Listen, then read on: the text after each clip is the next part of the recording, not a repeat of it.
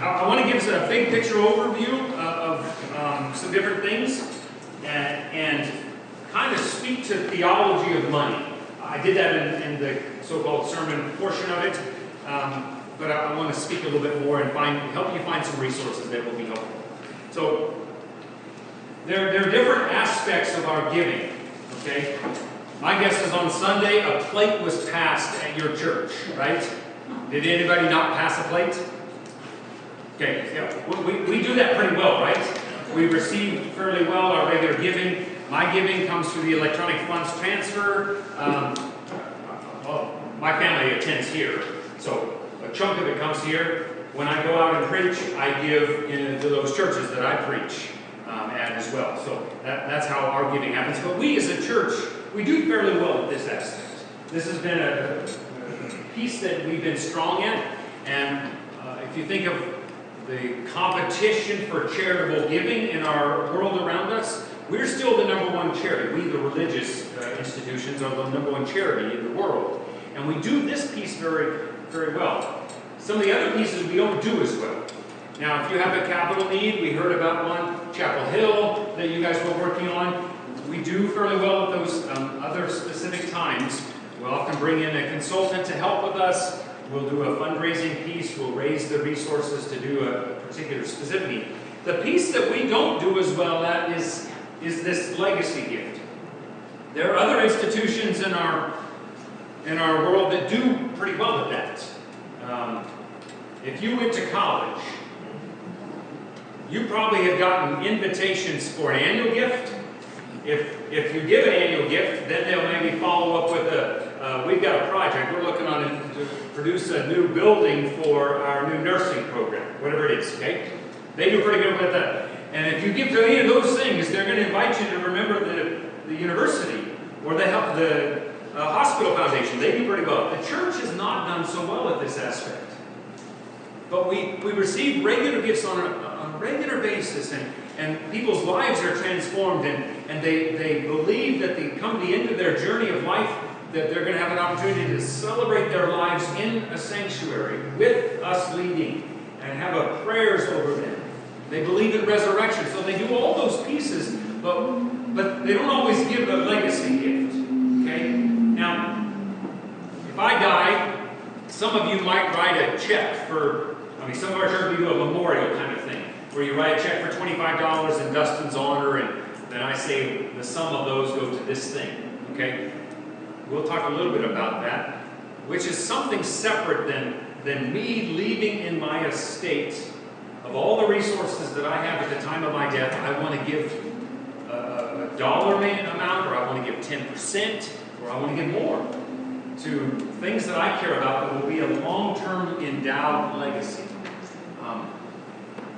Lovett Weems, excuse me, Lovett Weems, who was the president of St. Paul School of Theology and then teaches for a long time, still does, at the church leadership, the Lewis Center for Church Leadership in Washington, D.C. He says that it's really like a three-legged stool. You got to have all three of them or you're not stable. And they build upon each other. There's another illustration he uses of this kind of pyramid thing. You have the annual gift. Now the annual gift may not be as much when you put them all together, but it's a building process upon which we invite people to give.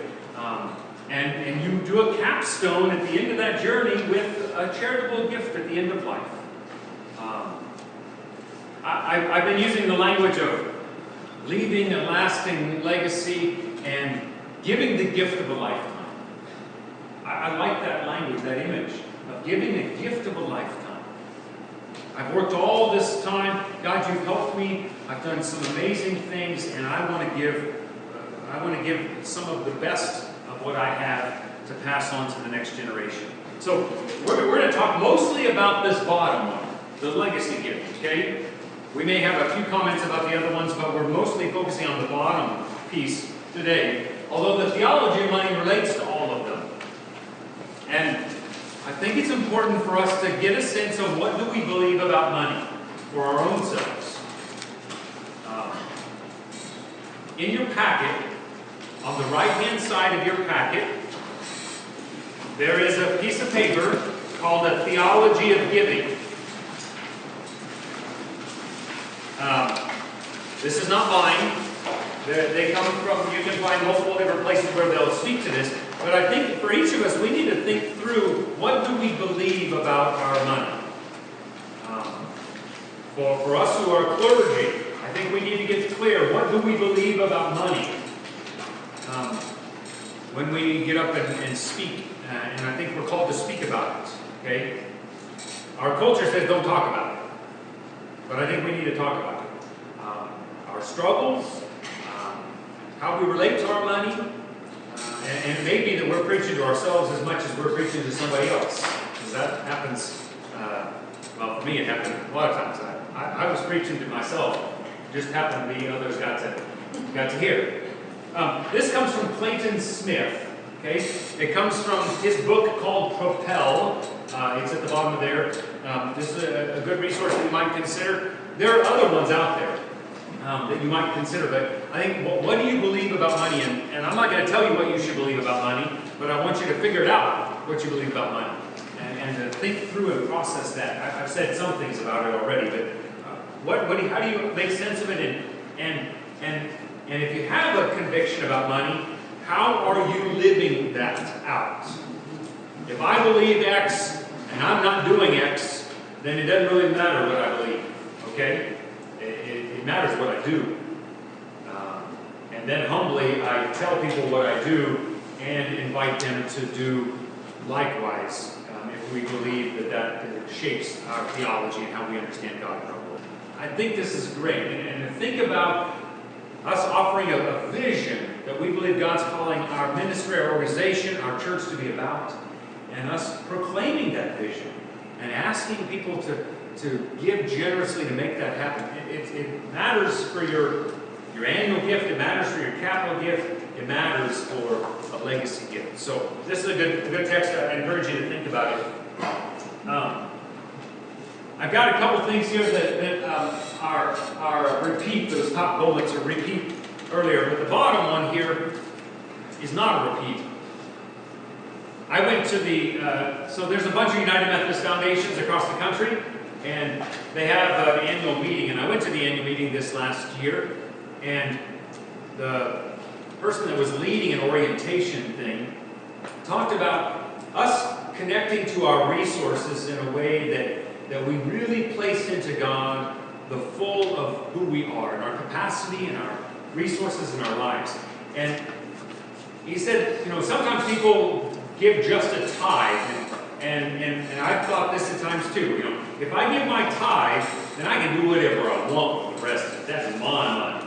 But that's not what we find in Scripture. Okay? That's how it was more of a legalistic kind of idea, that if I get my 10% in, then my God, I've got free reign with the rest of this. But Jesus, I think, calls us into a deeper relationship with the Lord, and to use all of our resources in a way that makes a difference, to give sacrificially, to make a difference in people's lives. Now, I'm still working, living that out, giving a tithe, and then figuring out what to do with the other dollar that I have. This presenter spoke about doing a wedding. And if you've ever been to a United Methodist wedding, we often do the vows, and then we have the giving and exchanging of the rings. And when we do that, we say, with this ring, what do we say? And with all that I am and all that I have, I honor you. Do you remember hearing those words? With all that I am and all that I have, I honor you. And this presenter, his name is Tom, he was thinking, that's how we ought to be with our resources and our relationship with God. With all that I am and all that I have, I honor you. Now, we're called to give generously and sacrificially to change people's lives. So I think getting process of what you believe about money and how it relates to your life is really important. Okay? And to see what's possible if we give generously. One of the lessons that I think we need to be reminded of is that people give to missions, the lives that are being changed. We used to live in a society where people gave to their church because that's their duty. But that doesn't always happen today. If you're doing something to change people's lives and you see impact and you can point to that and you have vision about how you're going to do the next thing to grow the ministries, to change people's lives, to make an impact, people will give. And so I think for us to be able to ask people to give a lasting gift, a legacy gift, we need to get clear about vision. Okay? We need to understand what vision is about, and we need to be able to tell that story. It's largely a story of how we're going to make a difference in people's lives and the world around us.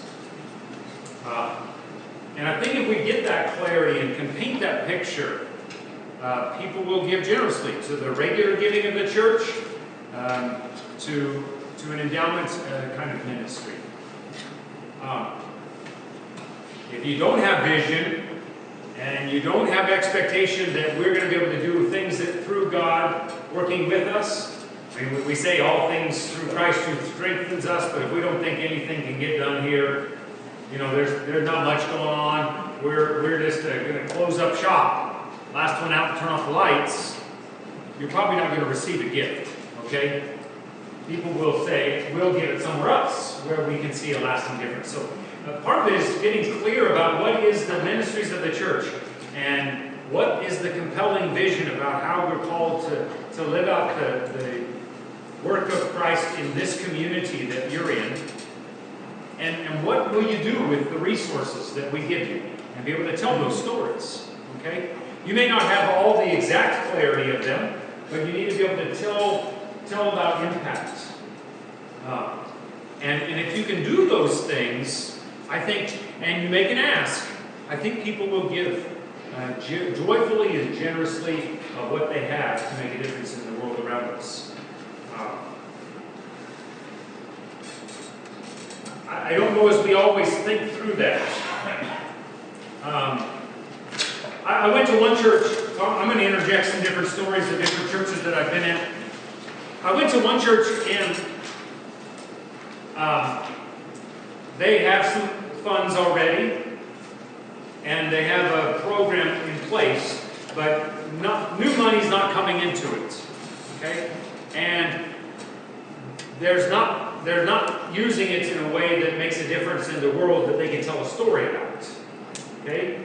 So they asked me kind of to help them figure out what to do, and we went for a while, and they weren't getting. I could tell there wasn't the emotion in the room.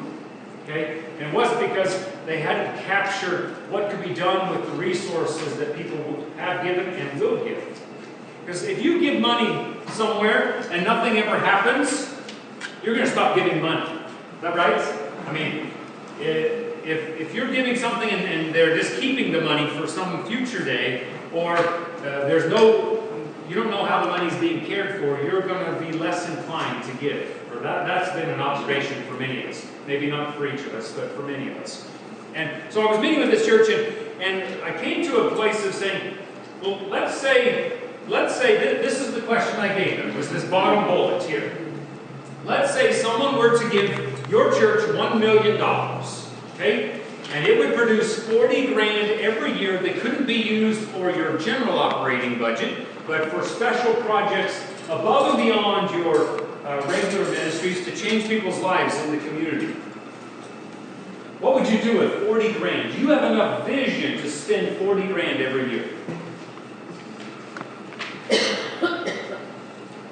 Do you think your organization, well, these two do for sure, right? you guys do. What about the others that are our churches? Do you have enough vision to spend $40,000 every year to make a difference in the world around you? There are some churches that, some of us are in bigger communities. You know, we're bigger churches and in bigger communities where maybe it's a little bit easier. Some of us are from smaller communities that maybe not have the same kind of capacity. But all of a sudden, so I was meeting with this church, and all of a sudden they went, oh, we could do this and this, And they actually have a ministry with young children. They have a daycare program and a preschool program. It's one of the few in town that is happening in this smaller community, and it is really life-changing for that community. But they're subsidizing with their general operating budget, and they're doing it in a way that's overwhelming their budget. Okay? And so all of a sudden they went, we could direct that money to do this work in our community. And we leave it open and broad, so we would support the programs of the preschool and childhood ministry, but we'd be open to it being used in other ways beyond that. And so they didn't close it off. Does that make sense? And all of a sudden, they got excited in that room to see how that would free them up to make a difference in people's lives. When I served so my last placement of ministry was in Norfolk, Nebraska, which, you don't know where that's at, it's north of Salina, 4 hours. Okay? 60 miles south of South Dakota, on the Elkhorn River that had some of the flooding that you heard about 3 weeks ago. When we got there, we got jazzed to do a ministry with a local elementary school. Someone said that. They do monies with a local, Cindy, you said that, about a local school philanthropy project, or a project with a local school. So there's a neighboring elementary, and they had stopped receiving book order forms. The scholastic book order forms you take home, and you and your child think through, these are the ones I want. They stopped sending them home with their kids. Do you know why? Nobody had any money to buy a book. And we were like, we don't want that to be the case. We want these kids to have, we know that reading and having joy in reading and learning about some basic stuff in the elementary makes a lasting difference. So the church decided we're going to give each child in that school a book of their choice, up to $5 every year. We actually did it twice a year. All 250 students got a book of their choice. And then we decided, well, that's a great thing. It's like $1,100, $1,200 when it averaged them out. So we can do that twice a year. We can make that happen. But we were like, but we don't want to just drop off a book. We want to do something more. So we started doing tutors in every classroom once a week for an hour. And we had a prayer partner with all the staff members. We renovated their teacher lounge. And it changed the church. And it changed that community. Does that make sense? If you have the ability to tell stories about lives that are changed and invite people to give generously, they will do so. Okay? And they'll do so knowing that they're making a lasting difference in the future of that community, that church. Some of you talked about circles of hope or steps, talked about youth ministries. If camping is your thing, sending a kid to camp is maybe $350 a week, depending on their age and how long they stay, something like that. So say you give $200 towards a child to go to camp. Okay? If you got 40 grand to work with, you can send a lot of kids to camp.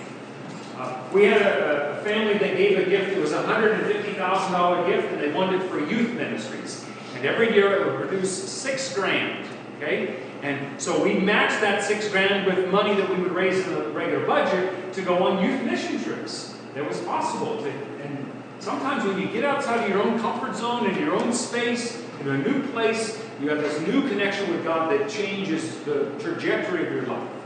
And I think having those resources there, be able to tell those stories. Maybe it's a men's and women's retreat, providing for resources to do that, or others. I think if we get clarity about what we feel this church, God's calling this church to do and to be about, and we may not have all the clarity, but we can paint a picture of what we think it is as of today, people will give. We'll have to ask. We'll have to demonstrate that we're taking care of their resources really well, and we're using them like they've told us they want to use them. We mess some of those things up and people won't give. Okay? It's all encompassing, but we need a vision in there. This is something that is accurate. People give because of mission, because of lives that are being changed. They give because of clarity, of trusting the leadership. And they want to give. So some of you have done building projects, and I think following up a building project with growing your endowment is a good step. So when I got to Northeast Nebraska, Norfolk, Nebraska, they had just finished a capital campaign. It ended up being a big campaign. They had some debt left over, so we were paying on the debt. We got to the end of the capital campaign time, and I had one parishioner come to me because they trusted me with their conversations about money, and they said, we've been giving above and beyond our normal regular pledge to the church, and that has now come to an end, but we want to keep giving that higher level of money. Can you help us find projects to do to make a difference in this church? And then it gave me an opportunity to talk about legacy giving and follow up with other special projects, because most of our churches, we might do a big project, but there's a bunch of other smaller ones that we still need to do. And people want to give to do those things. But it only works if we tell them about that. One of the presentations I gave previous to this one, they were saying we've got parking lot issues, and we've got HVAC issues, and we need new equipment in the sanctuary for sound. Does this make sense? You guys all have those kinds of things, right? So I got to where I asked my trustees, what's it for? I mean, how will it change lives? How much do you think it'll cost with a relative guess? I mean, rounded to the nearest $1,000, if it's a big project, $10,000, okay? Get a close guess, and how it will change lives, okay? Because people will call me and say, you know, we've got some new money. We inherited some money, or I had a change in my job, or my kid finished going to college and I want to do something. Or this person who quit giving to the capital campaign because it got paid off and they want to do more. And if I've got something ready, they'll give to us. Does that make sense? If I was like, oh, you got $10,000, I don't know what I could do with that. No. Don't do that. but to do that, you've got to be working ahead of those options. Okay? You got to be thinking ahead, and maybe they say, I've got $500. I don't got $10,000. I got $500. What could I do? Well, you might say, well, what are you passionate about? You know, I love the youth. Well, here's a couple things that are smaller projects that would relate to that. If you got 10 grand, I had a person who died and they wanted to leave something to remember, the kids wanted to remember their mom with a project. We were doing a bathroom project. And they wanted to give 20 grand to celebrate their mom because the bathroom was horrendous. And so they did it. And does that make sense? You got to be thinking ahead. And it's small projects or big projects, but also what is it for the way of the legacy gift? Okay? We're going to talk more about that throughout the day. But I think processing what do you do with the resources that you've been entrusted and caring for on behalf of faithful donors makes a difference. I'm going to do something a little bit different now. I want us to get a sense of, all of us are Kansans, soon to be. Right? I want you to get a sense of the amount of resources in the state of Kansas that are going to be transferring from one generation to the next. Okay? If you don't know about it, it's a lot of money. Okay? And we could be the beneficiaries of some of that if we are ready to receive it. Okay? So this research is not stuff I've done. This comes from there's an association of community foundations in Kansas that have been doing a lot of work. Some of you maybe are connected to some of the community foundations. They do great ministry. This is stuff that comes from them, so it's not coming from me.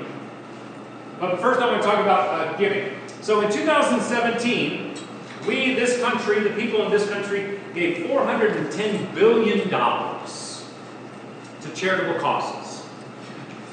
That's a lot of money. Okay? We, the churches and religious organizations, got the bulk of it. So, can you see this?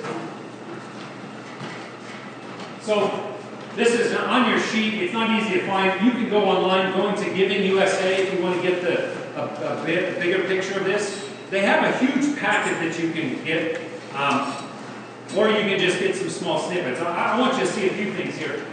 So $410 billion was given in 2017. They haven't calculated 2018 quite yet. It'll be coming out here in the next few months. But 286, almost 87 billion was given by individuals. Okay? That's when you pull out your checkbook, your pocketbook, and you give a gift. On a Sunday morning or some other time throughout the course of the year. It's coming from us as individuals. Okay? And as you see, religious gets the most amount. We get 31%. Although our percent keeps going down. Okay? We used to get more. We get less now. Okay? Here it is, giving by foundation, $67 billion. That's when I, on behalf of the Kansas Area Internet Foundation, write a check to Open Door, Wesley Towers, any of your churches, okay? A school, whatever. When we write checks, that's where that number comes. By bequest. So when you put into your estate documents, when I die, my trust should disperse this amount of money to these different causes. That's where that money comes from. And then my corporation's $20 billion. Okay? There's a lot of money that is transferring from one, that's being given on a regular basis that we need to make sure we're ready to receive the gifts that people will want to give to us. Okay? If they want to give to you, your church, but you don't know what to do with it, and you haven't prepared for them, they might give it somewhere else. Okay? So, Keep 5 in Kansas. Have any of you heard that before? Keep 5 in Kansas. This is a promotional that came from those community foundations. And their thought is, all of us in Kansas, if we would keep 5% in Kansas of our estate, so Dustin dies, whatever asset Dustin has, 5% of them stay in the local community. It'll make a lasting difference. So their intention is to keep 5%, and they were using numbers that research said that we would transfer from one generation to the next, a tune of $79 billion by 2020. This was done a few years ago. I think it was 2010 or 2012 when this was done. That'd be a lot of money, right? Okay, they're looking further down the road, and it's almost 600. And I didn't misspell the words. Okay, almost $600 billion by the time I'm going to die. Okay, 2060. That's a lot. Just in Kansas, we'll transfer from one generation to the next. And so my question is, if we are preparing ourselves and we have a means of telling story and having vision and inviting people to give, people will choose to give part of their estate to the church. That we might carry on and grow our ministries and make a lasting difference. I want you to see this video. We're going to watch it and we'll come back to some more of this stuff. And I think it's important to think through. I just like their video. So I give kudos to the community foundations that created that. You see how that moved you? Right? Or how it moved me. I won't say it moved you. It moved me to go, yeah, I want to do that. I want to make a difference in the people who come after me. That's vision. Okay? It's telling story. It's saying this is what we can do with your gift. This is how you can make a difference and make an ask for people to consider leaving a legacy gift that will change people's lives. Do it for the kids, as the gentleman said. If you look at this graphic, or this one of your slides, this is on page number 5, right in the middle. So, United Methodists make up 4.8% of all Kansans. Okay? I found that by counting up the number of members in our churches in the different districts of our conference for 2017 and compared it to the total population. Okay? 4.8. If our 4.8 folk are represented representative of all of them, although I would probably argue we're a little bit older than the average, and we probably have more resources than the average. You could argue differently, but that would be my suspicion, okay?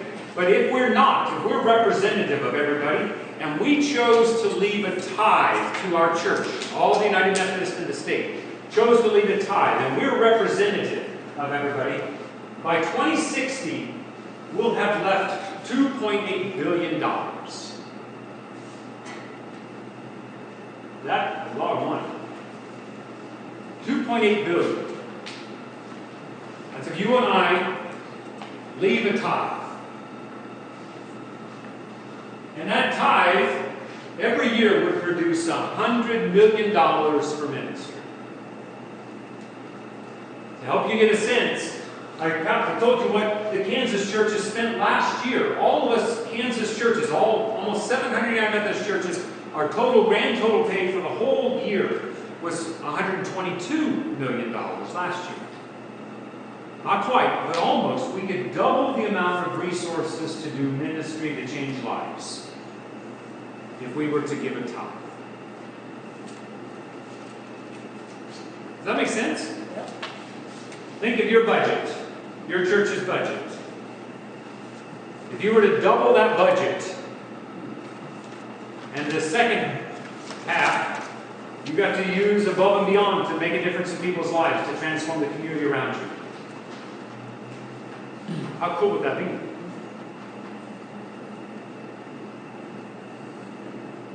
A lot of our churches have some money already, and that's because we had stuff set up before, and people gave generously. We steward and cared for those resources well, and we can use them. When I got to Norfolk, there was a couple families that have been very generous to the church. They'd given generously. They were passionate about the congregation. We got the opportunity to celebrate their lives in worship services there. But we didn't have a process in place, and no one had asked them to remember the church in their estate plan, and so we didn't receive any gifts from those faithful, generous folk. And I'm saddened by that, because I know that they would have wanted to give. And that's where this work is really important, okay? And it's work that you do now that will maybe not produce fruit for some time, okay? And sometimes we like instant gratification. You know, capital campaign's a little bit easier. We do the work, we see the results, we see the money come in, and we can be done. We can, oh, I'm glad that's over. This doesn't get over. This is a slow and steady wins the race kind of process. That help? So one of our board members is on the Hutchinson Foundation. I don't know if you've ever heard of the Hutchinson Foundation. It's out in western Kansas. Logan, Kansas is where it's based, and they mainly they support the 26 counties in northwest Kansas. And they've done this detailed research for those different communities. To say, in these different years, our research says that this amount of money will be transferred from one generation to the next. My guess is your community foundation has some of that research. If nothing else, think of the big picture. That's what I'm holding on to. $600 billion by 2060. And so what can I do? How can we, the foundation, help you and your church? What can you do on behalf of the future of your congregation in your community? Okay, I want to, if you want to look up that video, I go to YouTube and type in Keep 5 in Kansas. You'll get it. I've got the address there, but someone told me I missed a piece, and I forgot which piece I missed. But Keep 5 in Kansas, and you can find that same video. Okay? One of the other scriptures that I often will use is the one where Paul is going to be going and receiving a generous gift from the church at Corinth. And he says this. The point is this is the Apostle Paul. The point is this: the one who sows sparingly will also reap sparingly. And the one who sows bountifully will also reap bountifully. Each of you must give as you have made up your mind, not reluctantly or under compulsion, for God loves a cheerful giver. And God is able to provide you with every blessing in abundance, so that by always having enough of everything, you may share abundantly in every good work. He who supplies seed, this is the verse that, oh, I already read the verse. This goes on. He who supplies seed to the sower and bread for food will supply and multiply your seed for sowing and increase the harvest of your righteousness. You will be enriched in every way for your great generosity, which will produce thanksgiving to God through us. Verses 6 through 11. I think if we get clear about our theology of money and our resources, and we gain clarity of vision of how lives will be changed, then we do the process to make it come together, and we tell the story, and we make an ask. And we keep doing that. Bring education, say thank you, tell the stories of lives that are changed by gifts that are already been given, and people will give. Okay? How many of you have a pooled legacy fund at your church? And that's I'm not meaning Dustin Petz gave $1 million and it's the Dustin Petz fund. Okay? And you'll move dollars in. Do any of you have pooled funds that are multiple people participate in a shared one? We got Derby, Hayes here. Don't know yet. You do? Okay? So, the way I understand pooled funds is, so the intent is to have multiple givers that give to a common pool of money, okay? And a common vision for those dollars. So I illustrated here on this graphic that has these 4 blue heads, or blue people, okay? So these are different individuals who give out of their resources a charitable gift at the time of death, or they could give it before death for that matter, okay? And it goes into a common pool of resources. Wesley Towers talked about the Good Samaritan Fund. That would be an example, okay? In Norfolk, we had a fund called the Legacy Fund, and I'll talk more about that coming up. But they're pooled funds where multiple people can give a big gift or a smaller gift, okay? It doesn't give value to the size of the gift as much as makes a place for everyone to give, and everybody's name is part of that shared contribution, okay? So you all receive those gifts, and then this pool of money produces an income, okay? The Kansas Prudent Management of Institutional Funds Act. That won't be on the test, okay? It's an understanding of accounting that says that it's okay for foundations to pull off a set percentage of the pool of money on a steady basis, okay? As opposed to the income and earnings for each year, okay? So if you've had investments, you know that some years do better than other years, right? 2017 was a great year. 2018 was not, okay? So if some of our churches and some of our funds, they give the distribution based on how the performance of the fund is in that particular year. So if you graduated in 18, there ain't no money for you. You know, you should have graduated last year. We would have had a scholarship for you last year. You don't want to do that, okay? So this practice is taking a steady, reasonable, sustainable amount and taking off every year the same percentage. The markets are going to go like this, but you're going to keep a steady amount, okay? The foundation does a spending policy of 4% of the 3-year rolling average. So we take ups and downs of the market over 3 years and we pull off 4%, okay? Some others do a little bit more, 4.5% or 5%, but to take a sustainable amount. So if the markets do great and you get a 15% return, you don't take 15%, you take 4%. And then the years like 18, where we end up having 0, you still take 4, okay? You do a steady amount. So that then gives you, produces an income that you can use to do ministries. It's also, you can trust it, you know how to use it, you can plan for it, instead of letting the markets dictate that, and you don't know what's going to happen.